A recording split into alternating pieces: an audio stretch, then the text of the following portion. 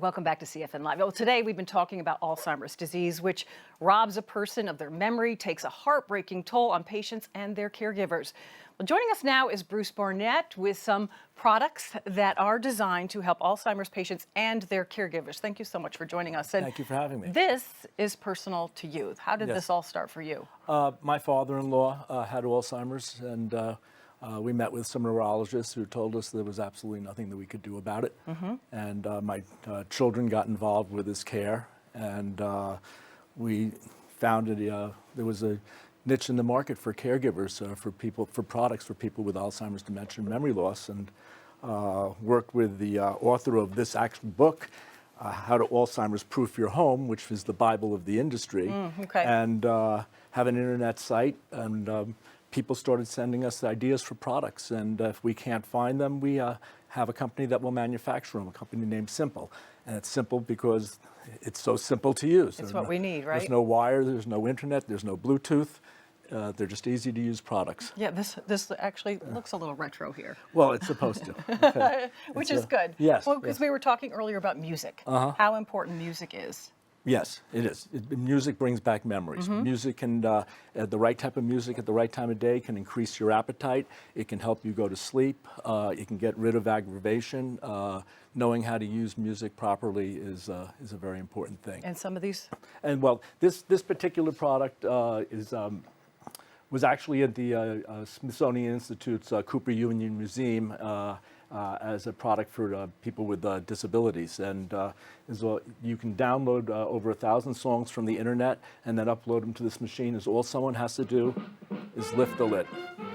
All right, there are no knobs, no buttons, no anything like that. And if they close it, it shuts off, but if they open it again, it starts exactly where I want it.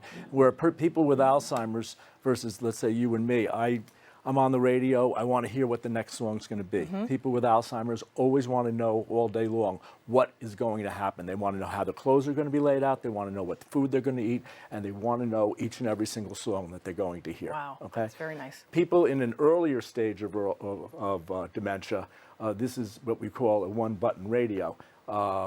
We can set the radio as a radio through controls in the front, both volume and station, and then just cover it, and they won't be able to see it. And then if they turn it on,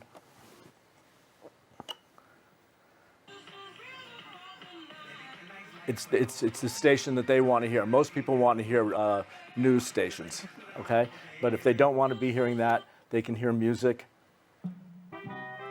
And there's a USB plug that goes in it, and you can put on any songs that you want to put on it. Okay. Some people ask me where we get our ideas from. This idea came from a gentleman who plays guitar and goes around to facilities and plays his guitar, and he decided he wanted to make some CDs, and he would ask us if we would help sell the CDs, and I said, it's very difficult selling CDs today. People don't have CD players. But if you put it in something, so we worked for 2 years, and we created this little church house because he plays mostly church music. And this little thing would sit next to someone's bed, and they can listen to gospel type of music all day long. Okay, we have a lot. I'm going to, this, of course. Okay, nice. well, clocks are a very important thing because people ask you all day long, what time is it, what time is it, what time is it? With a clock-like reminder, Rosie. Please say a command. Rosie, what time is it? It only says that because we just plugged Rosie in. Okay. We never set the time. I like this phone. Okay. I think this is great. If any of you could Well, see when this. everybody in the home can use it, but when someone no longer can remember numbers, and right now we have to remember 11 numbers, we can pre-program in someone's number and put their picture there.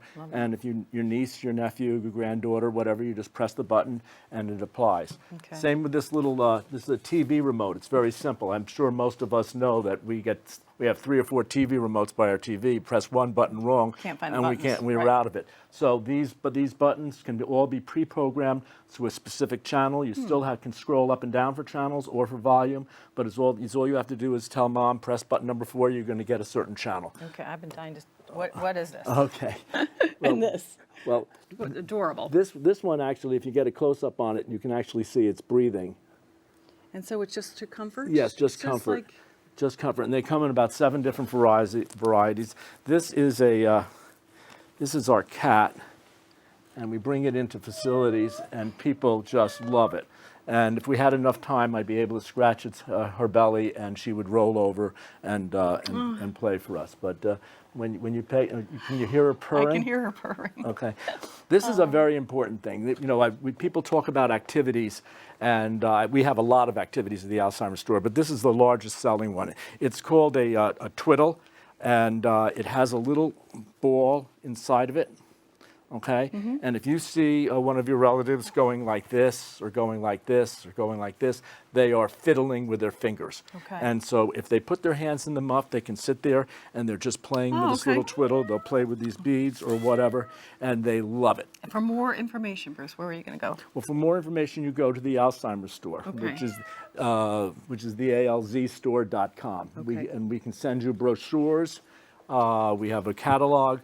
But generally, all of our products are online at AlzStore.com. Okay, thank you so much for bringing all this in and helping us out today. There he goes. There he's laying over. When we come back, we will be talking with Monsignor Jim Vlon about this weekend, which is a very important telethon weekend. Before that, a message from Brian Mars, Neighbor to Neighbor.